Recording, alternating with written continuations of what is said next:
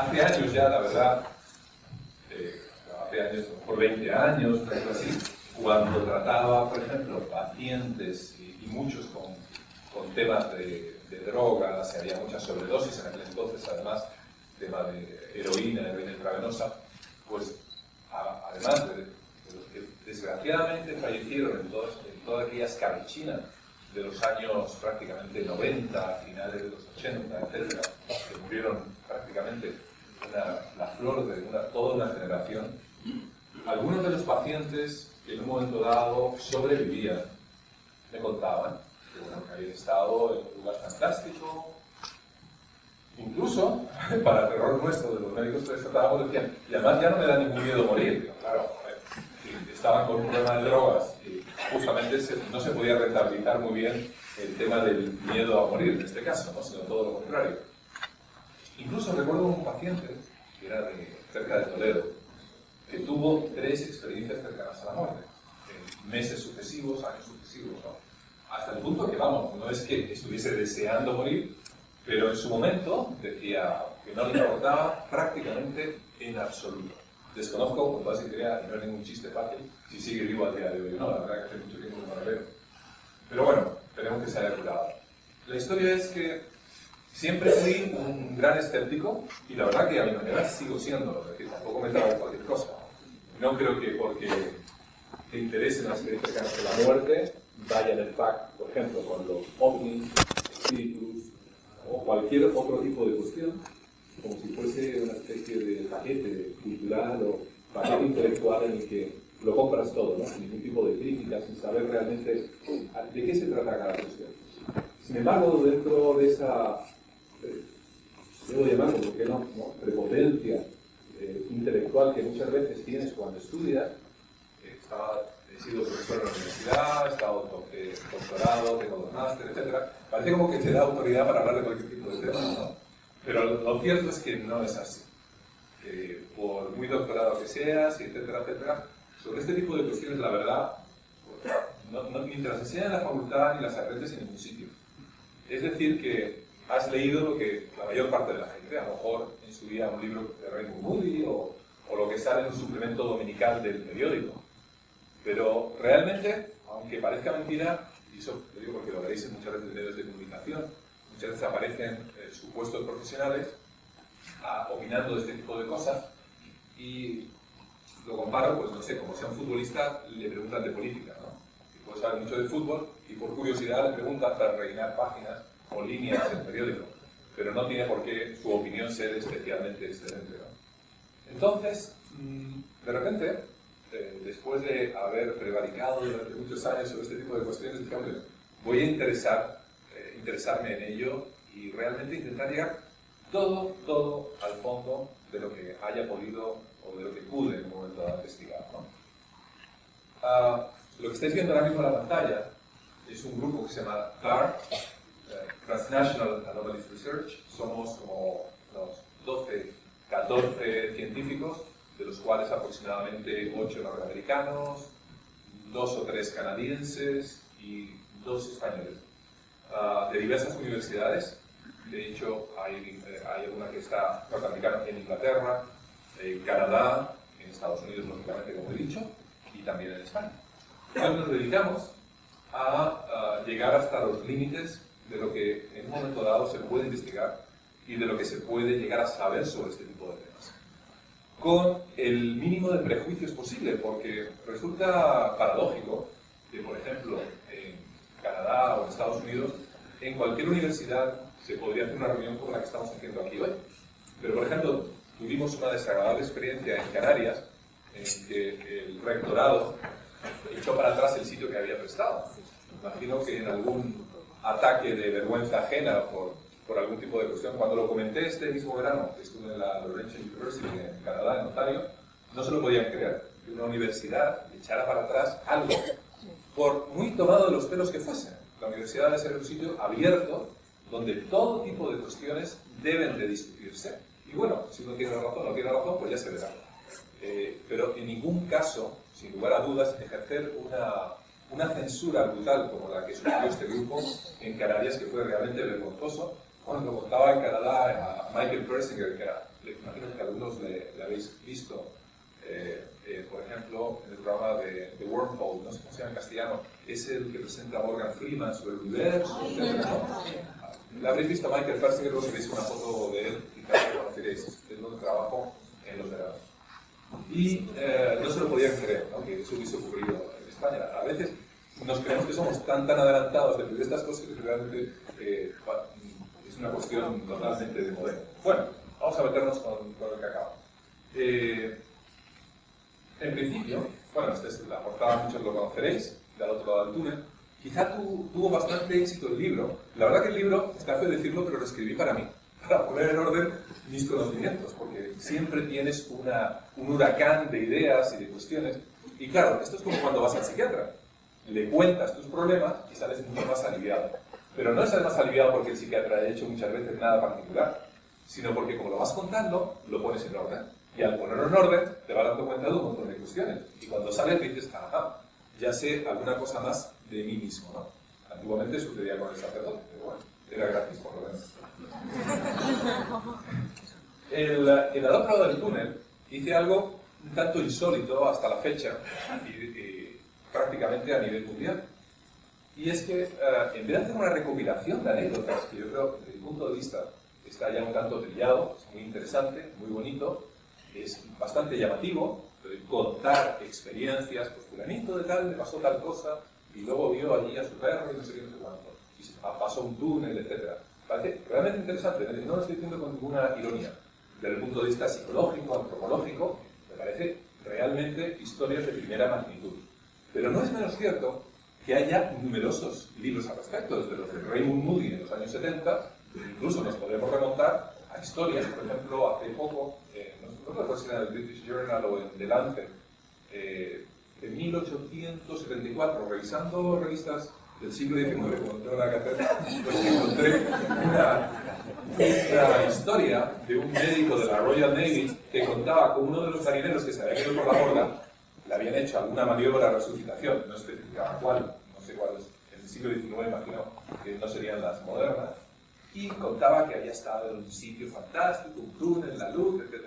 Un artículo cortito de Lancet, pero creo que es uno de los primeros, además lo encontré por casualidad, porque justamente vi a Raymond Moody este verano, le comenté el hecho y no lo había visto. Yo creo que es la primera cita en una revista científica de la ciencia moderna, por así decirlo, ¿no? Tengo el privilegio de, como rata de biblioteca, haberlo encontrado en ese siglo XIX. Bueno, la cuestión es que en esto tampoco quiero perder mucho. Bueno, estoy con Raymond Moody. Moody habla siempre, por ejemplo, de Platón, de la República, el mito de Air, que es una de las primeras historias recogidas en la literatura clásica de un soldado que van a quemar en una pira funeraria, porque imaginan que ha fallecido, sin embargo, en un momento determinado revive y cuenta que se ha encontrado con seres en un momento dado que habían fallecido, que se ha encontrado con un túnel, etcétera, etcétera, etcétera. Moody, de hecho, lo menciona multitud de veces en sus historias. Y bueno, voy a hacer un repaso rápido de lo que es simplemente del otro lado del túnel. Un accidente, cualquier cuestión, incluso se dan experiencias cercanas a la muerte sin haber estado cercanamente a la muerte, aunque pueda resultar contradictorio. Se ha observado que algunas personas que han sufrido o que creían que en ese instante su salud o su vida corría intenso peligro, tenían una experiencia cercana a la muerte. Es decir, no hace falta realmente estar al borde de dicha situación, ¿no? Una caída por una escalera, la sensación de paz, la ciencia moderna dice que es por secreción de endorfinas muchas veces, la salida del cuerpo, la experiencia extracorpórea, una cuestión muy discutida. Algunos psicólogos, por ejemplo, como Olaf Blank en el Instituto Karolinska en Estocolmo, han sido capaces de reproducirlo de manera artificial con cámaras estereoscópicas, ahora veremos cómo. Sonidos de baja frecuencia, zumbidos, cuidado, son típicos también cuando en el oído empieza a bajar el flujo de sangre, porque por ejemplo tienes una hemorragia, si es una mujer hemorragia durante el parto, o una disminución del flujo sanguíneo en definitiva. El famoso túnel, que también se ha discutido mucho sobre él. Las personas que lo viven realmente como un túnel, evidentemente. Pero, por ejemplo, Kugler, en 1928, un neurólogo alemán, ya describió que las alucinaciones tienen 8 maneras de expresarse. En red como araña, en líneas, una de ellas es justamente como un túnel, y es por la estructura neuronal que tenemos en nuestro cerebro. Otros autores, que tampoco están muy seguros que sea por la razón de Kugler, alegan que al faltar riego en la retina, se va estrechando el campo visual y vamos viendo una luz que en un momento dado se va formando. Es curioso porque en algunos sitios donde nunca han visto un túnel, en algunos sitios de Oriente, por ejemplo, no hablan de un túnel, sino de una luz que se agranda. Es decir, lo del túnel podríamos decir que es un concepto más bien cultural. Por supuesto, ver pasar la vida delante de nosotros. Hay bastantes experimentos. Muchas veces es de manera automática, en otras ocasiones por fotogramas, también de adelante para atrás, de atrás para adelante. El denominador común sobre todo suele ser que sí, es una revisión vital, pero más que fotográfica, suele ser muy emocional. Aquellos momentos emocionales que nos han marcado, que nos han dejado una impronta a lo largo de nuestra vida. Hay un estudio incluso que menciono en el otro lado del túnel, de un médico, es uno de los pocos que hay realmente científicos que se han acercado al problema en particular de la revisión vital, y es sobre supervivientes de suicidio del Golden Gate en San Francisco. Como se conoce evidentemente la altura y los segundos que tarda un cuerpo en caer, pues se puede averiguar que supuestamente durante esos segundos es cuando ocurrió la revisión vital en aquellos que la presentaron. El estudio es prácticamente sobre menos de 20 personas, sobrevivieron casi la mitad y 3/4 partes de ellos tuvieron revisión vital. Y bueno, cuentan cuestiones evidentemente acerca de lo que les sucedió y las visiones que tuvieron durante esos momentos. He de decir que no a todo el mundo le sucede lo de la revisión vital, pero es ciertamente frecuente. Luego comienza el terreno muchas veces de lo anecdótico, ¿no? Que se salpica. Es un terreno tremendamente peligroso porque si uno es muy crédulo, evidentemente, y dejas tu capacidad crítica de lado, te puedes empezar a crear absolutamente todo lo que te cuentan, incluso lo que os cuento yo, lo cual tampoco me cae mucho caso, en definitiva. Pero, por ejemplo, esta anécdota del hospital de Harborview está muy repetida en numerosas obras literarias. La famosa anécdota de las zapatillas, ¿no? En unos sitios aparece que son rojas, en otros que son amarillas, etcétera, etcétera. Esta es realmente un grabado, por dicho, del hospital auténtico de Harborview City. La persona que sufrió, bueno, voy a contar evidentemente de qué se trata. Una de las personas que se encontraba internada sufrió un paro cardíaco, era una mujer, y durante ese tiempo, al volver, contó a una psicólogo que había visto durante esa experiencia extracorpórea que se había desprendido de su cuerpo, había salido del cuerpo, había salido prácticamente fuera del edificio y que había llegado a ver incluso cosas tan fuera, que le mencionó al psicólogo que había unas zapatillas rojas que además supuestamente no se podían ver desde la ventana de su habitación. La psicóloga en cuestión fue en busca de las zapatillas y finalmente las encontró, reafirmando la idea de que la cuestión era así. Es un tema bastante criticado porque hay algunos otros escépticos que se pasaron por el hospital, tuvieron impresiones con la psicóloga en cuestión y al parecer no les quedó especialmente claro. Pero bueno, la cuestión ahí queda. Es quizá la primera vez que de una manera objetiva alguien, y Raymond Moody, que recoge la anécdota, intenta decir, vale, no solamente vamos a creernos, o además de creernos las historias que nos cuentan, vamos a intentar objetivar, y vamos a ver que terceros pueden comprobar lo que ha sucedido. De alguna manera se introduce el método científico en este tipo de cuestiones. Otros dicen que la experiencia cercana a la muerte es por un problema de gases. La verdad que tantos unos como los muy crédulos como los muy escépticos tampoco aciertan la mayor parte de las veces. Porque cuando tienes una intoxicación por dióxido de carbono, es decir, que te sube el CO2 y disminuye el oxígeno, entre paréntesis os diré que el que controla la sensación de asfixia no es la bajada del oxígeno, sino la subida del CO2. Pero bueno, la cuestión es que cuando aumenta el CO2, la sensación en general suele ser de confusión y no de hiperclaridad, como dicen aquellos que tienen una experiencia cercana a la muerte. Con lo cual, tampoco hay mucha manera de ponerse de acuerdo. Otros dicen que es por las drogas que se han administrado en la unidad de cuidados intensivos o por parte de los médicos, pero también hay estudios que descartan esto porque se ha visto que estadísticamente, por ejemplo, Sam Parnia, el famoso proyecto AWARE, afirma, y hay, bueno, Sam Parnia y algunos otros también, Ruth Grayson en Virginia, tienen varios estudios en los que observan como gente que tiene experiencia cercana a la muerte no se les había administrado prácticamente ni una aspirina o al menos ningún psicotropo que explicase esta experiencia cercana a la muerte. No están intoxicados. Este es Wolf Blank en el Karolinska, reproduciendo, por ejemplo, experiencias extracorpóreas. Lo que tiene es una cámara estereoscópica, como podéis ver aquí, de 2 lentes, con unas gafas de realidad virtual también estereoscópicas, y lo que hace es tocar, entre comillas, el aire con rotulador hacia la cámara, de manera que la persona que se encuentra aquí, lo que está viendo es este rotulador que se le acerca. Y a la vez le toca de verdad con rotulador en el pecho. Bien. Al cabo de un tiempo, ya no hace falta tocar con el rotulador en el pecho. Con que tan solo acerque este rotulador hacia la cámara, esta persona experimenta que le están tocando el pecho. De alguna manera, su esquema corporal se ha desplazado fuera. Y esto es importante para explicar otro tipo de cuestiones que luego iremos viendo. Bueno, estoy con Sam Parnia del proyecto AWARE. A pesar de todas las cervezas que le invité ese día y pagar el taxi además de vuelta al hotel, no hubo manera de sacarle prácticamente nada. Ahora hablaremos del proyecto AWARE. El proyecto AWARE, digo yo con la cerveza a ver si se ablandaba, que no hubo manera. Acaba de publicar una parte del famoso proyecto AWARE, que son unas pantallas que se han puesto en un hospital en las afueras de Nueva York, unos 40 kilómetros.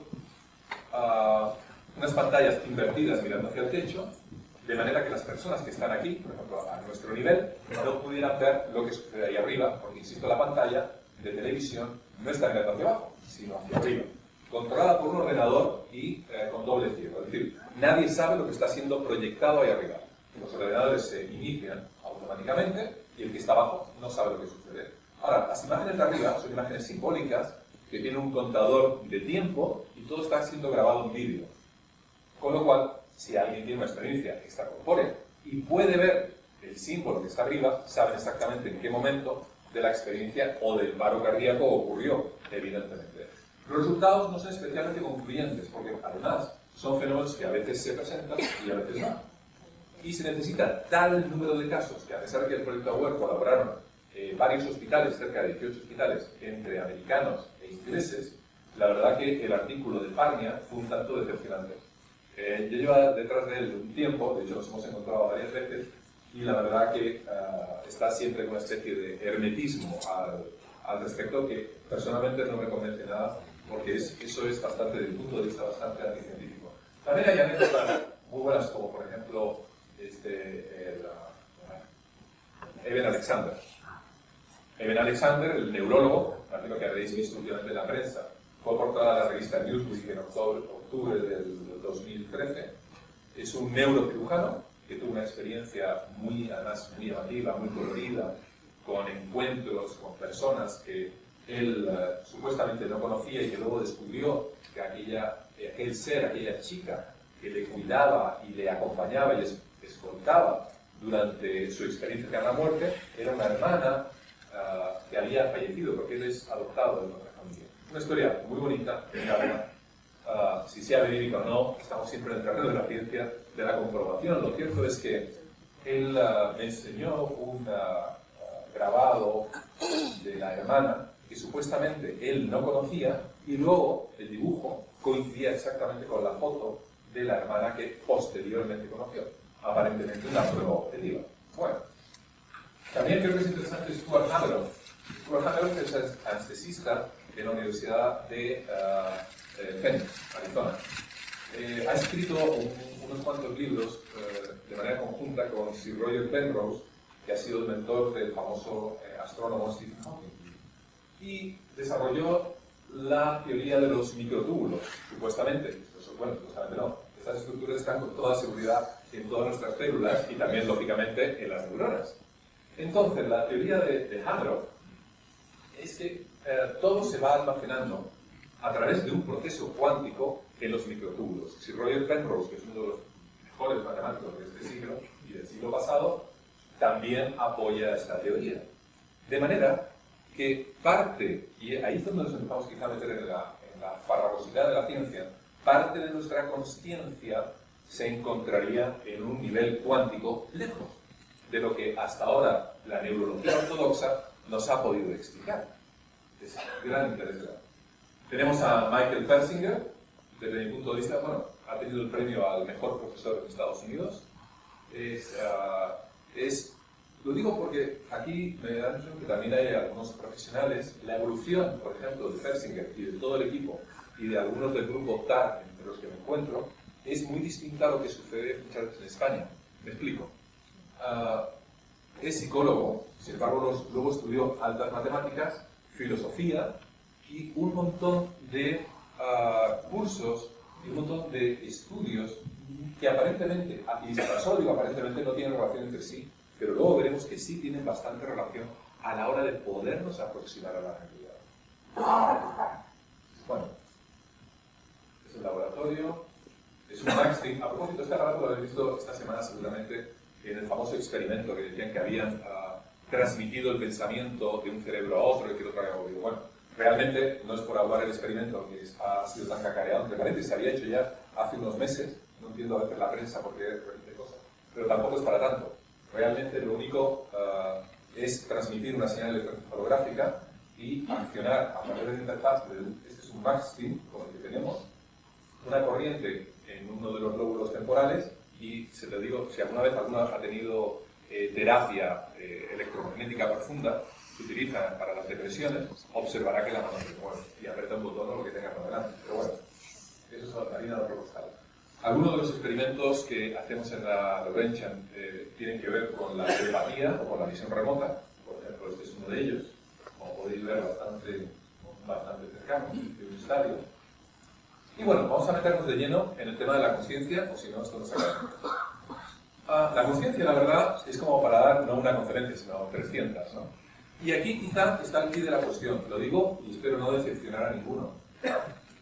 Todo el tema de las experiencias cercanas a la muerte, la verdad que lo estoy dejando atrás desde hace más de un año. Dejando atrás no quiere decir que es que no me interese, sino que realmente el meollo de la cuestión, desde mi punto de vista, es el de la conciencia. En otras palabras, si sabemos dónde está la conciencia, primero si sabemos qué es la conciencia, que tampoco está nada claro, pero si después de intentar saber qué es la conciencia, podemos tener, o intuir al menos, dónde se encuentra, quizá podríamos explicar desde un punto de vista bastante más profesional y científico qué es lo que está sucediendo o qué es lo que sucede. Porque recordar una cuestión muy sencilla. Estamos encerrados en un cerebro. Vosotros me estáis viendo. Realmente no me estáis viendo. Realmente estáis viendo una imagen de vuestro cerebro. Tenemos solamente 5 sentidos. Observamos desde unas longitudes de onda realmente bajas a otras muy mediocres. Escuchar, los que tengáis buen oído, con mucha suerte de 20 a 20.000 hercios. Pero por supuesto que hay millones de frecuencias más. El mundo no es como parece para nada. Y vosotros, recordad que no me estáis viendo tampoco. Pero estoy aquí, más seguro. Bueno, tampoco estoy muy seguro, pero parece que estoy aquí.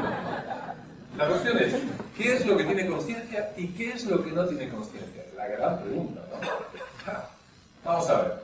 Hemos podido observar que algunos animalillos tienen conciencia y algunos animalotes, como los elefantes, los delfines. Una de las características comunes es el reconocimiento a sí mismo. Es decir, yo me veo y me reconozco, pero sé que el que está ahí no es otro, soy yo. Y esa capacidad reflexiva es lo que en ciencia se ha utilizado como denominador común a la hora de poder analizar qué es la conciencia. Como podéis ver, por ejemplo, este es un vídeo de un elefante, se le ha hecho una cruz en un lado de la cabecita, y el elefante, esto está filmado desde un espejo unidireccional. ¿Vale? Entonces, de este lado está la cámara, y el elefante empieza a mirarse y dice, esa cruz yo no la tenía antes. Yo no la tenía antes. Y empieza a tocársela reflejado en el espejo. Y se va dando cuenta, caray, ese que está ahí entonces soy yo. No hay muchos animales que tengan esa capacidad de tener una conciencia. Podéis ver, se la va tocando y tocando, y ahí se repite. La conciencia, pues mamíferos, no todos realmente, y paradójicamente un tipo de aves, hasta ahora se ha comprobado que tienen conciencia, que son las urracas. Urracas que tienen una inteligencia, además, de sobremanera. Saben reconocerse a sí mismas en el espejo Y bueno, dentro de los mamíferos resulta curioso, e incluso de los primates, que los gorilas, por ejemplo, no son capaces de reconocerse en el espejo. Sin embargo, los orangutanes, los chimpancés y los lobos, sí. Paradójicamente, las gallinas tienen capacidad de abstracción. Es decir, cuando os coméis una gallina, acordaros de esta tragedia. Pero, por ejemplo, le escondéis comidita detrás de un papel o de un cartón y la gallina da la vuelta. Eso parece una tontería. Pero para dar la vuelta, tiene que imaginarse la comida al otro lado del cartón. No es una banalidad. Bueno, la cosa es que vamos detrás de la conciencia. Entonces, dentro de las líneas de investigación que tenemos en TAR, y esto tiene que ver con las experiencias cercanas a la muerte, no os despistéis, estamos detrás de la conciencia que supuestamente intentamos saber qué diablos es para ver si podemos enlazarlo con las experiencias cercanas a la muerte. Bueno, el sonido, una de las cuestiones que más tarde se pierde, además, justamente suele ser la final, que se pierde cuando estamos en un momento dado muriendo. Y suele ser la primera que también tenemos dentro del vientre materno. Los hindúes le llaman el Nada Brahma. Nada Brahma, el sonido. El mundo es sonido.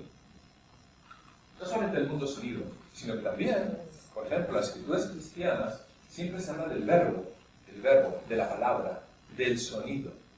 El sonido tiene que ver muchísimo con nuestra conciencia, mucho más de lo que nos podemos imaginar. De hecho, en la psicoacústica, por ejemplo, que es una de las variedades de estudios que llevamos a cabo, una de las líneas de investigación, que es la ciencia acerca de cómo se perciben los sonidos. Por ejemplo, tenemos un acantilado inglés, en este caso el Duna Noe, a lo mejor los que habéis visto Cuarto Milenio sabéis de qué va la historia.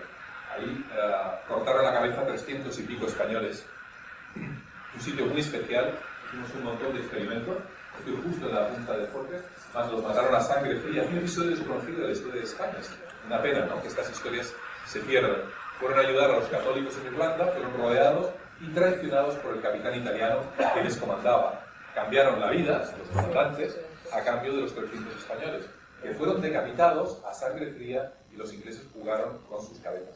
Se encontraba Sir Walter Raleigh entre ellos, a propósito, el famoso escritor y explorador, que luego Dios le castigó y le mandaron, creo recordar, en el Amazonas. Pero bueno, la cuestión es que todavía se encuentran, a propósito, osamentas entre las dunas, cuando se mueve por el viento, etc. También dentro de la psicoacústica podemos... Esto apenas se oye, ¿no? ¿Le puede dar más volumen? Ahí. Sí, bueno, apenas se ha oído, pero vamos. No pasa nada porque tampoco hay muchas cosas de sonido. No pasa nada. Lo que se oía ahora mismo era una grabación realizada en una cámara de gas en Dachau, en Alemania, al norte de Múnich. Con este estudio lo que intentábamos hacer es también ver la sensibilidad en un momento dado, lo que siente una persona, si el sonido puede transmitir algo. ¿Por qué? Pues que, por ejemplo, todo lo que es la arquitectura de los paisajes están realmente impregnadas de memorias sónicas. Y esto produce una alteración de nuestro sistema nervioso. Los sonidos no nos dejan estar correctos. Y explica además la subjetividad de la experiencia. Pero no solamente el tipo de sonido, sino también las frecuencias. Muchos de vosotros conocéis los sonidos binaurales o formaciones pétreas, por ejemplo. Hay estudios muy bonitos, la verdad, muy bonitos, pero muy escasos. En Canadá hay algunos, en Inglaterra hay otros. Lo digo porque seguramente si aquí hay profesionales, a veces se animan algunos a hacer aquí en España también. Y son lugares donde habitualmente pueblos primitivos realizaban ceremonias y son azotados por el viento y producen una serie de turbulencias con unos sonidos muy especiales donde aprovechaban para reunirse y de alguna manera tener esos estados alterados de conciencia. Por ejemplo, este es un túmulo en Ontario en el que Don Hill, que es un conocido mío y va a venir a España, de hecho, me imagino que ahora en enero, hemos estado haciendo un estudio. La arqueoacústica es otra de las modalidades que estamos investigando. Hay muy pocos grupos, que sepamos, hay 3 nada más en todo el mundo, uno es el nuestro. Estudiamos los sonidos, el por qué suenan de esta manera los templos, las iglesias, las mezquitas, etcétera, etcétera. Y no es ninguna casualidad. Ahora lo veréis. Bueno, algunos quizá hayáis visto en la televisión este programa sobre las cuevas de Puente Riesgo en el Castillo, ¿no? Estuvimos allí investigando unas cuevas donde en su día había chamanes. Descubrimos algo muy interesante, que de hecho se llevaron una sorpresa el director de todas las cuevas del norte de España. La montaña responde o tiene unas reglas que son afines a las reglas áureas, que como bien sabéis son el denominador común en muchas cosas bellas de la naturaleza, ¿no? Se interpreta con 1,6180, etcétera. Es decir, tiene unas proporciones muy especiales. Entonces, claro, llama la atención también. Empiezas a conocer cosas nuestras muy íntimas de nuestro cerebro. ¿Por qué hicieron esa montaña y no la de aquí al lado? Porque evidentemente hace 50.000 años alguien iba caminando igual que nosotros íbamos por la carretera, cuando yo mismo tomé esa foto, y dijo, ¡jope! ¡Qué montaña! A propósito, las proporciones son iguales que la de las pirámides, iguales que muchas fotografías, igual que lo de un caracol, un nautilus, quizás. Hicimos una pequeña expedición bastante dificultosa. Digo dificultosa no es por halagar a nosotros en cuanto a nosotros, sino lo que realmente nos llamó la atención es que si nosotros íbamos con todo ese equipo y era muy difícil, hace 50.000 años nos mirábamos unos a otros cómo podían descender por aquí. De hecho, encontramos dos esqueletos de la época visigoda, tomamos fotografías para hacer un estudio forense, que seguramente se fracturaron algún hueso, de hecho había algunos signos de fractura que hay que estudiar en mayor profundidad y no pudieron salir nunca más de las cuevas. Se dan cuenta que se metían, imaginaros, con un cantil alumbrado por grasa, prácticamente 1 kilómetro y pico en la oscuridad más absoluta, con riscos, estalactitas, etcétera. Bueno, quiero introducir otro concepto, que es el de la resonancia. Estamos hablando de energías. Es decir, la resonancia es una energía que en un momento dado el propio sonido nos altera nuestra neurología.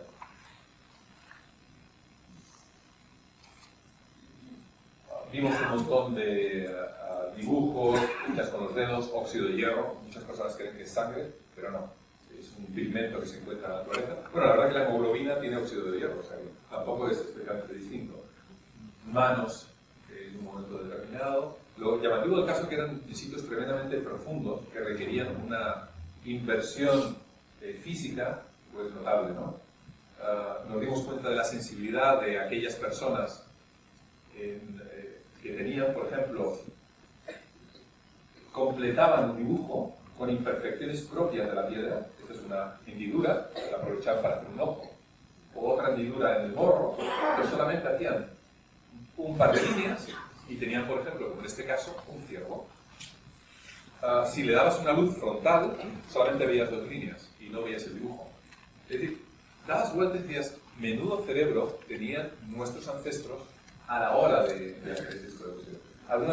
Otros dibujos de tipo simbólico. Una cosa tremendamente interesante, una especie de protoescritura que nos llamó mucho la atención, porque para tener 50.000 años realmente intentaron aparentemente decir algo, ¿no? Estuvimos en un lugar que había sido tallado, donde habían quedado restos supuestamente del chamán, en el que una estalagmita había sido tallada, esta parte está tallada por la mano humana, y si lo podéis ver en cuanto alumbráis lateralmente, parece una especie, ¿no?, de bestia o de deidad o de algo en particular. Ahí lo vemos en movimiento, lo podéis ver en esta zona de aquí. Y cuando mueves la luz, pues tú puedes ver evidentemente que se va como moviendo, como que cobra realmente vida. También tenemos, por ejemplo, fue Neonimus con nosotros, a hacer de chamán, reproduce sonidos muy antiguos. No se oye. Bueno, os lo podéis imaginar de todos modos como debe sonar, ¿no? Crea unos sonidos, ahí lo interesante, unos sonidos de baja frecuencia. Nos dedicamos a estudiar lo que era la cueva en sí. Pusimos unos sistemas de sonido a un lado. Esta no es la fotografía de la zona, esta es una fotografía simplemente simbólica para que sepáis cómo lo hicimos. Unos altavoces a un lado y fuimos reproduciendo la serie de frecuencias, mientras que al otro lado, con un micrófono unidireccional muy especial, fuimos observando qué frecuencias eran las que mejor rebotaban dentro de la cueva. ¿Y para qué? Pues para descubrir lo siguiente. Bueno, esto se escucha más. Esto hicimos un barrido desde 20 Hz a 20.000 Hz. Estuvimos varias horas realmente. Aquí podéis ver el micrófono bidireccional. Es un aparato detector de infrasonidos, es decir, frecuencias menores de 20 Hz, es decir, inaudibles para el oído humano. Y observamos que las frecuencias tenían un pico de mejor audición, es decir, las que mejor rebotaban eran, paradójicamente, las de 110 Hz. Y 110 Hz nos llamó muchísimo la atención, porque esos 110 Hz indican una serie de cuestiones. En primer lugar, producen, y solamente las de 110, no las de 108, ni las de 112, etc., sino solo las de 110, producen unos cambios de patrón de actividad entre ambos hemisferios, ¿no? Particularmente hay un desplazamiento del hemisferio izquierdo al lado derecho. Eso aumenta en un momento dado una serie de estados de ánimo, empatía, comportamiento social, al igual que ocurre con las voces masculinas graves, los instrumentos, los tamanes, las vibraciones, etc. Por ejemplo, tenemos aquí un Beagle Blue que es australiano. Apenas se escucha. Apenas.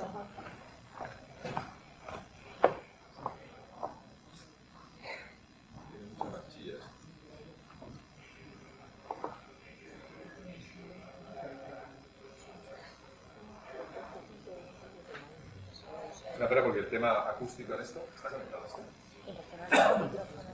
Bueno, os lo podéis imaginar en cualquier cosa. No, pero sí, pues lo que en un momento lo están intentando con eso.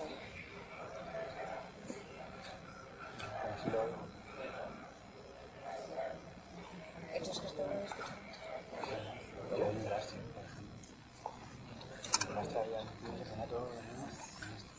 Una pena. Por ejemplo, aquí tenemos a Don Hill. No estoy escuchando ahora mismo, suena súper agudo.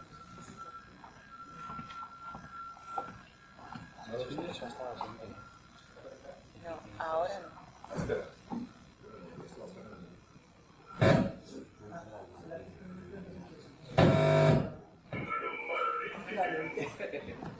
Vale, vale.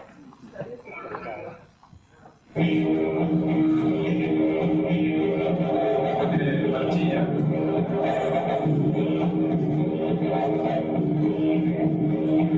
Son frecuencias. Sí, mi dato es de cargo. Son frecuencias propias de los chamanes, que son muy bajas. Tenemos a Don Hill. Vaya. A ver.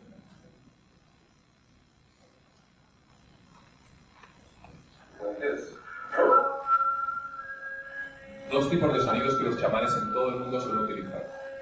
Los dos andan prácticamente sobre los 150, 110 hercios prácticamente. Por ejemplo, en Tíbet, en África, es idénticamente esto, y en Canadá. Esto es típico australiano también, y de chamanes brasileños. Lo que es llamativo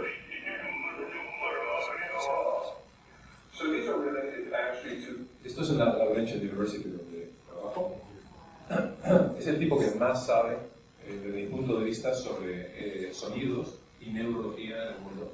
Lo llamativo es que prácticamente vayas donde vayas al continente, siguen reproduciéndose este tipo de frecuencias. Aumenta la creatividad, como he dicho, y tiene un impacto sobre los pensamientos. Estos 110 hercios desplazan las partículas, y ahí una cosa interesante, 49,63 centímetros. Bueno, pues tiene que ver.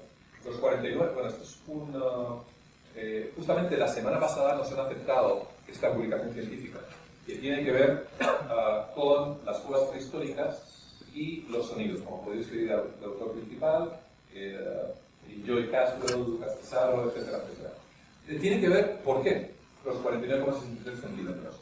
Porque hemos hecho un cálculo aproximadamente respecto al cráneo de Homo sapiens, la capacidad, la definición media, digo, para los de ciencias, hemos calculado el radio, la capacidad, y resulta que el perímetro que tiene de media casi todos nuestros cráneos es de aproximadamente, bueno, El arcaico tenía unos 49 centímetros, pero el moderno tiene un poquito menos, aunque os parezca mentira. Tiene el grosor del cráneo es más delgado, pero realmente esos 43 y pico centímetros, lo que hace la onda de 110 hercios es rodear a nuestro cerebro como si fuese esta pelotita flotando en el mar.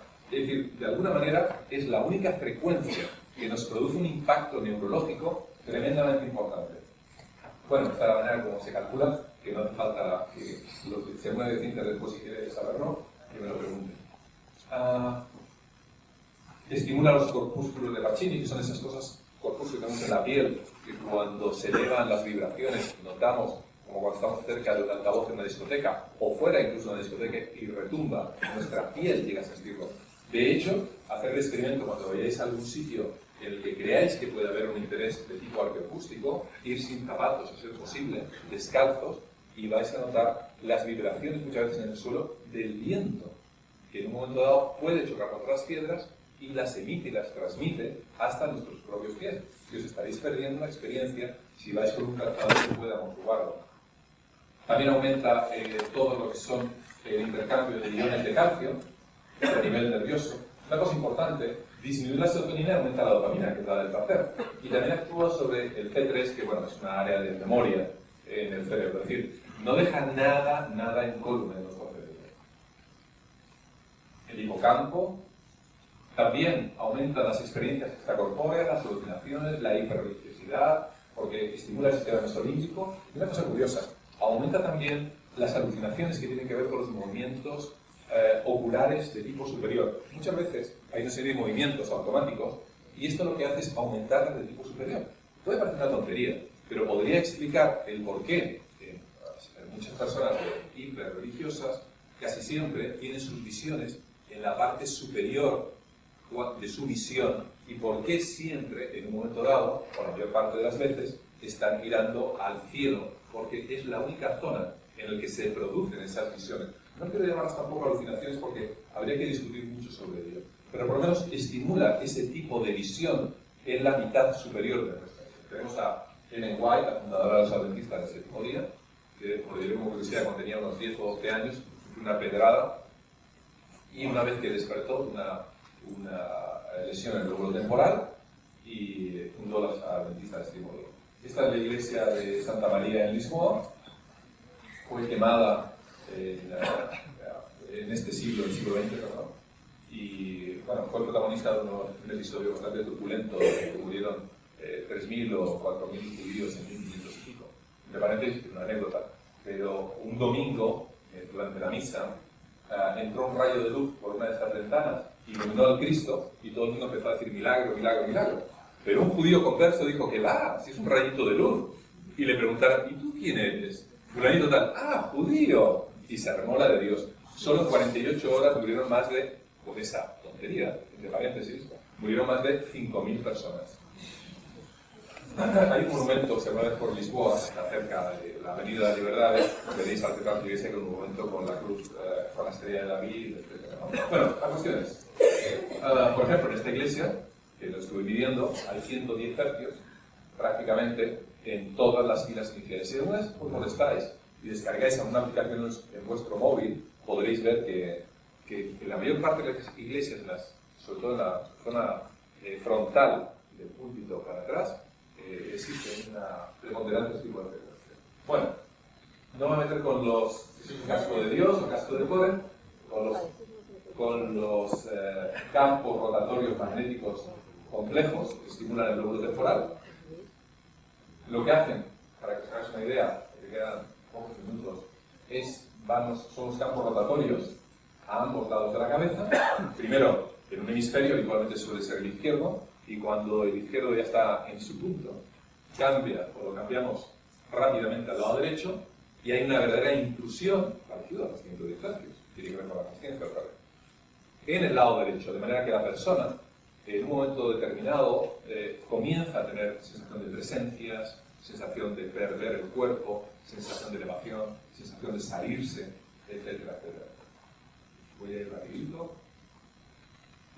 Esto lo que acabo de explicar prácticamente. Sensación de presencia, la inclusión de ego alguien, Es muy curioso, es más elevado en meditadores, la sensación, cuando se les pone el casco, mujeres, y zurdos meditadores, porque tienen más desarrollado en un momento dado el lado derecho, el hemisferio derecho.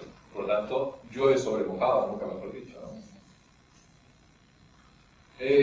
Tenemos otra línea de experimentos en los cuales, por ejemplo, hacemos experimentos de tipo neurológico. Como podéis ver, este es un electroencefalograma, ¿no? Pero quizá lo llamativo del electroencefalograma es lo que vais a ver ahora mismo. Es decir, como podéis ver, aparentemente hay una actividad eléctrica, no está plano para nada, tiene un montón de señales que van transcurriendo a lo largo del mismo, y sin embargo, cuando vemos a qué está conectado el electroencefalograma, pues podréis ver que os lleváis un susto, porque es un cerebro muerto. Vamos a ver, ¿qué es esto? ¿A qué conclusiones? No es que esté el cerebro emitiendo señales. Lo que está claro es que el cerebro está actuando como una antena de señales de nuestro entorno. Pero eso que le está pasando al cerebro muerto, lo está pasando a nosotros ahora mismo. Es decir, ¿hasta qué punto somos influenciables por esas señales y por ese cerebro que actúa como antena? Este es uno de los experimentos que hemos hecho en la Laurentia en este verano. Este es Deep Work, y no sé si se llega a ver, pero tiene un solo tatuaje, que es una neurona, en todo el cerebro. Estamos sacando el cerebro, poniéndolo en un cráneo de plástico para imitar de alguna manera lo que hay. Bueno, vamos a seguir porque si no se nos acaba el tiempo. Mira, ahí se ve la nota. Se te parece una tontería, pero bueno. Es una de las líneas de investigación. ¿Hasta qué punto todo nuestro entorno altera nuestra conciencia, nuestro pensamiento, etcétera?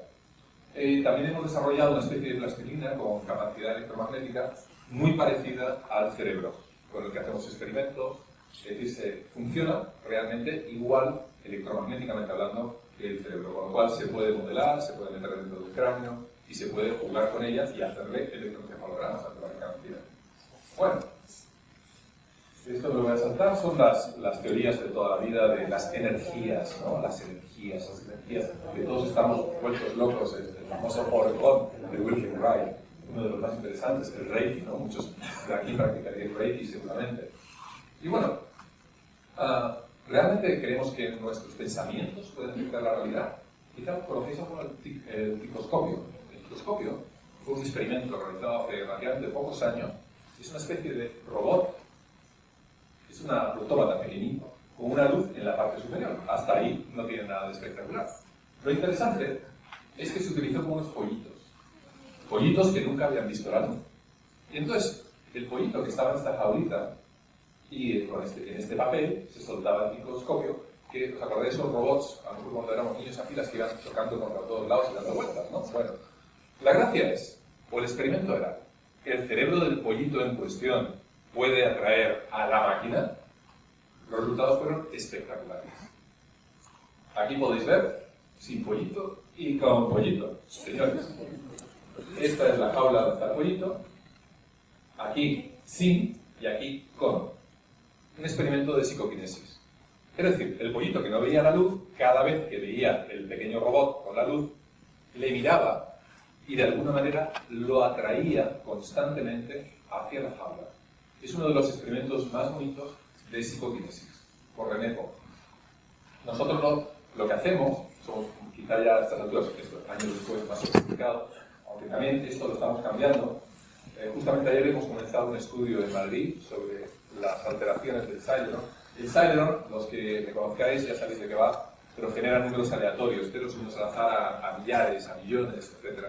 Y evidentemente, como podéis imaginar, una máquina que tira monedas al aire, por así decirlo, ceros y unos, pues si hace 1 millón de tiradas, más o menos medio millón tendrá que ser un 0 y medio millón 1. Si hay cualquier influencia electromagnética alrededor, pues evidentemente, después de un montón de millones, observamos que hay una tendencia a un lado. Es como lo del pollito, en definitiva.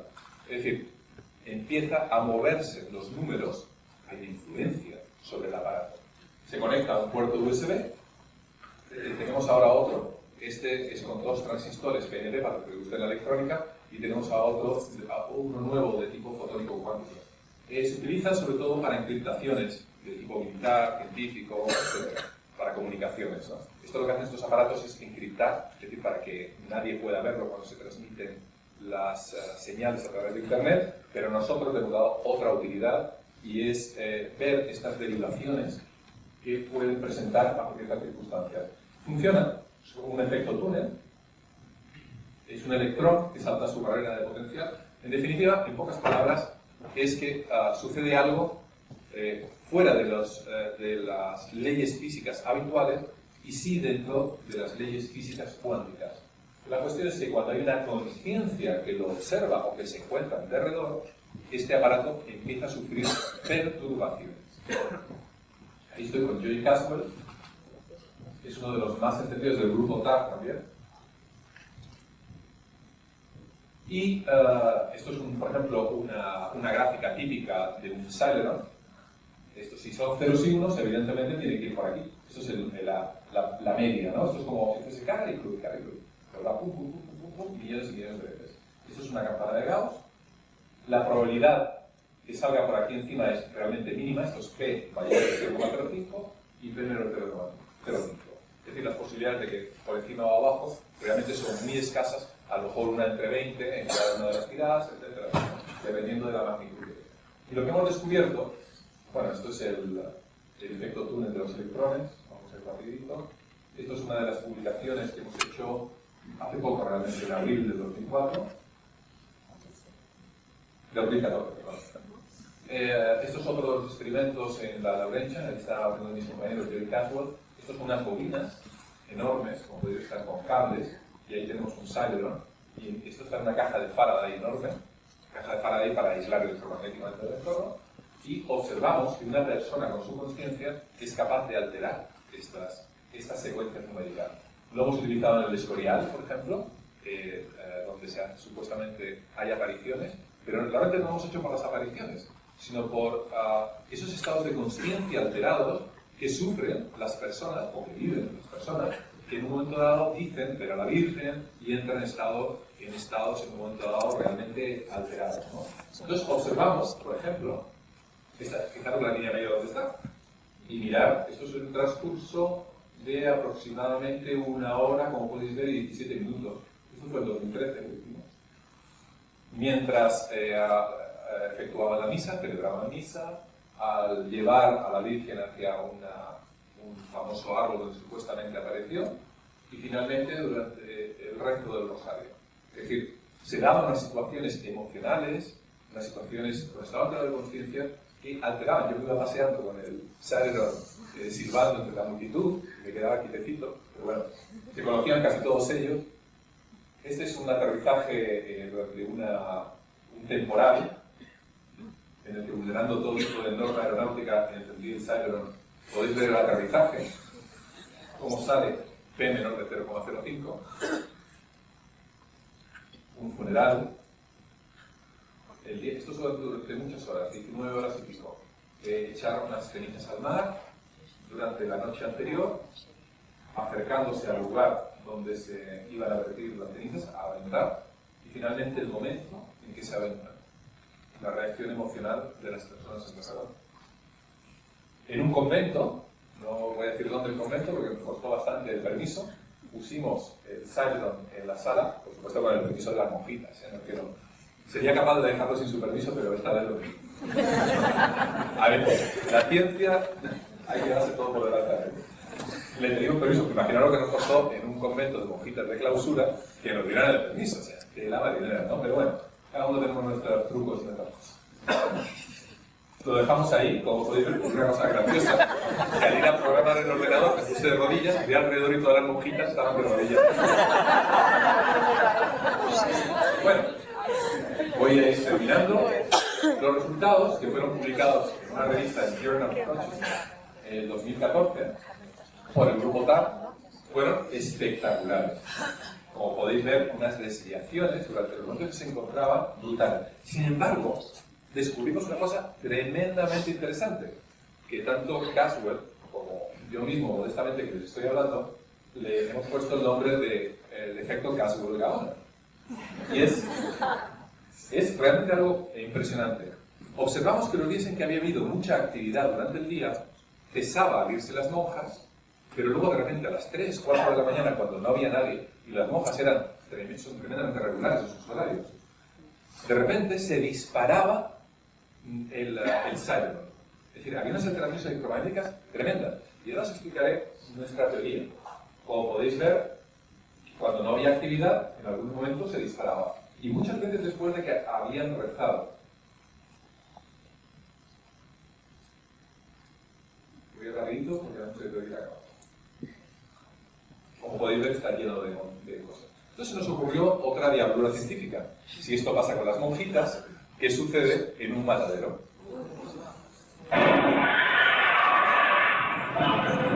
No lo vais a ver morir a ninguno. Se están metiendo, ahí están, encima pusimos el aparato. Voy a cesar porque tiene mucho ruido. Esto es una fotografía de lo que acabáis de ver. Este es el lugar donde se llevan a los cerdos, que es uno de los mayores mataderos que hay en Europa, está en España. Tengo el compromiso de no decir dónde, porque también costó bastante que nos lo dieran el susodicho permiso. Esto es una cámara con CO2, donde los cerdos van entrando en una especie de revólver, de tambor de revólver, van bajando, entrando de dos en dos, se aturden en la parte inferior, y cuando han desmayado, que no están muertos, salen por una especie de tobogán a otro lugar donde los sacrifican. Entonces pusimos el Random Event Generator, el generador de impulso, en la parte inferior. 2 semanas. Calculamos la energía que cada cerdo libera, son 2,77 por 10 elevado a la menos 21 julios. Es una energía que ni siquiera puede alumbrar un LED, pero estamos hablando de 280 o 300 cerdos a la hora. Entonces, la energía que se libera, y ahora estamos hablando en términos científicos, pero lo bonito es que en este instante, aunque no se esté dando cuenta, lo espiritual y lo científico se están dando la mano. Cuando vosotros muchas veces, y sé que muchos de ustedes aquí habláis de energías, quizás no estéis tan desencaminados a la hora de utilizar el término. Porque sí que hay energías que impregnan todo el espacio electromagnético circular. De hecho, lo hemos calculado. Esto es uno de los artículos que publicamos en junio. Y observamos también una serie de cuestiones tremendamente interesantes. Ya para acabar, había días en que mataban más cerdos, y una vez más, fijaros, los que seáis de ciencia, lo significativo que es esto, es P menor de 0,00004. Es decir, la posibilidad de que eso ocurriese al azar es prácticamente ínfima, como si te tocase prácticamente la lotería, ¿no? Unas desviaciones brutales. Observamos lo mismo que en el convento. Acabo. Está hablando de verdad, ¿eh? Acabo, sí. Se van a quedar en el aire. Que cuando no se estaban matando cerdos, pero se habían matado a muchos cerdos ese día, por la noche había otra descarga electromagnética. Y paradójicamente no ocurría los domingos ni los lunes. Exacto, la impregnación. Efectivamente, la impregnación. ¿Y por qué no ocurría los domingos ni los lunes? Porque evidentemente el último día que se sacrificaban cerdos era los viernes por la tarde. Ocurría la madrugada del viernes al sábado, pero ya no ocurría ni el domingo ni la madrugada del domingo al lunes. Sí, ya está, se acabó. Sí.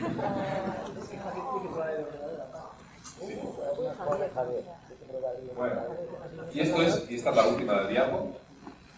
El proyecto que tenemos actualmente entre manos, estamos con una beca, lo haremos en el 2015, es enlazar 2 cerebros entre Ontario, Canadá y Madrid, España, de manera cuántica, con una serie de bobinas, etcétera, etcétera, que ya os contaremos. Y se acabó.